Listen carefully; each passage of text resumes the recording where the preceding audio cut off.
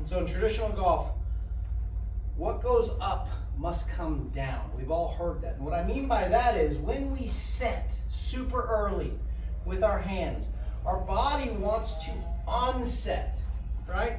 So it looks like this, right? Casting, you've heard the term.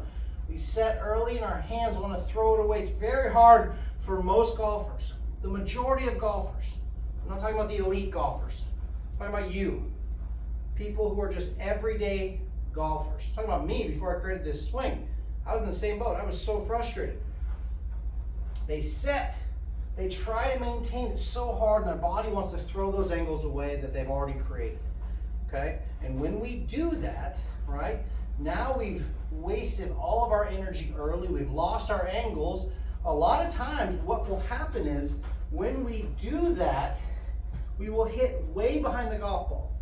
So a fix that a lot of people do, maybe you're one of them, is that we try to come up, right? We don't want to hit it fat, so we try to save it, we come up, and we hit the top part of the golf ball. That's one reason why we top it.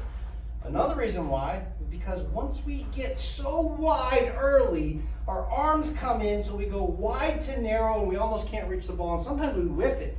You ever missed a golf ball? It doesn't feel good when you're trying to make contact. It actually hurts. And so those are the reasons why people top it.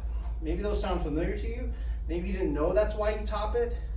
But that's why the golf ball is topped in a traditional golf swing. What goes up must come down. We cast, we try to save it so we don't hit it fat. We lift up and top it, or we're wide to narrow and we short arm it, okay? 22 years ago, I was super frustrated with traditional golf. I was so tired of all these variables. When am I setting? How am I setting? How early am I reaching? Is the toe opening a little bit? Am I here? Am I here? Am I here? Am I reaching? I was so frustrated with all of those things. The same reason why you keep looking on YouTube over and over again for how to fix whatever is ailing you. How do I stop topping the golf ball? I'm so tired of topping the golf ball. How to make clean contact. I'm sure you've found 1,000 answers, but all those are just temporary fixes, right? None of those are going to actually fix your problem permanently, but maybe I have something that will. Well, in 2002, I was very frustrated. I was a really good player. I could shoot in the 60s and play bad and shoot in the low 80s. I was tired of that. I was tired of guessing. I always felt like, when am I setting? Am I setting here? Am I setting up here? Here. I'm so frustrated with the guessing game that I thought to myself, I have to do something different. Everyone on the range, chunk, slice, ugly, top, blade. I wasn't mad at the golfers. I was fed up with the golf swing because for 40 years, the golf handicaps haven't changed. There's a reason why. Traditional golf is very, very difficult to do. So if you're tired of topping the golf ball and you're looking for something completely different, maybe this is for you. So in 2002, what did I do? I said, I'm not going to roll this face open. I'm not going to set my hands. I'm going to do nothing. Just like a laser beam coming out of my hand, I'm going to keep it down the target line. So as I go back, my hand is going to still point down the target. And what I found was if I just kept that, didn't roll the toe of the club, didn't hinge my hands, kept these angles I had it set up, I ended up in a position like this. Now that felt really good. It also felt like the club face was completely closed because in traditional golf, from everything I knew, this was closed. That means the ball's going to go way left.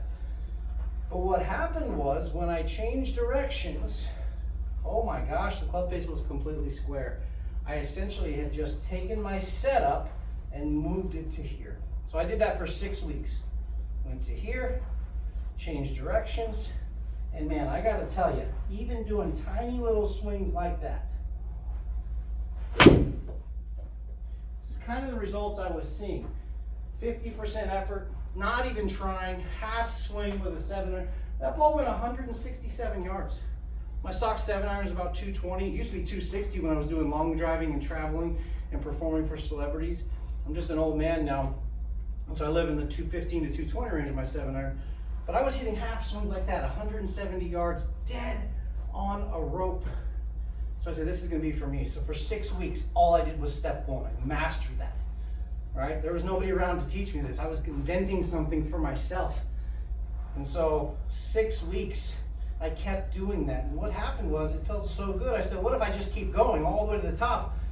Well, next thing you know, 2 weeks later, I ended up setting the world record for distance, and I go 511 yards. Yes, it was in Colorado. I don't care. It was fun. I was 22 years old. I was the first person that just went over 500 yards in a long drive event. Only weighed 145 pounds back then, so it was a pretty exciting time, and I was hooked forever. I taught this swing to NBA Hall of Famer Rick Barry. You know the guy who shot free throws underhanded? His name pops up, and every time the Warriors are in the finals for some sort of record that he has, because he was so amazing at basketball. And when I met Rick, I was doing a show for the Retired NBA Players Association. And at the end of the show, I was giving a demonstration, kind of like what I just gave to you guys right here. And Rick was in the back. He said, I want to try this. It was midnight in Las Vegas. The range is open all night. I said, let's go. I'm driving to the driving range. He's following me. And I thought to myself, Rick Barry is the perfect person to try this for the first time. Somebody that's not me to try and do this. Because he doesn't care that it looked different, right? He shot free throws underhanded on an NBA court. And guess what? He shot over 90%. One of the greatest free throw shooters that ever lived. And so he didn't care what it looked like. He only cares, did it work? Well, that fateful night, within 10 minutes, I got Rick hitting balls that even I couldn't believe. And I said jokingly, but kind of half serious, Rick, I'm going to make you world long drive champion for your division. Fast forward to, well, now, Rick Barry won 4 world long drive titles after we met, converting to our golf swing. So if somebody at 60 years old plus can do it, my daughter, who converted at 11 years old, is now going to be playing D1 golf in 2025 for Troy University. The range of people that can do this swing is unlimited. It's not just for great golfers, it's not just for older people, it's not just for younger people, women, men, lefties, righties, it doesn't matter, okay? If you swing a golf club, it's for you. If you're tired of topping the golf ball, it's for you. If you'd like to hit full swings that far, let alone half swing, it's for you. I hope you give us an opportunity to have you join our golf family, because I think you'll be amazed at how it can change your golf life. Hope you have a great day.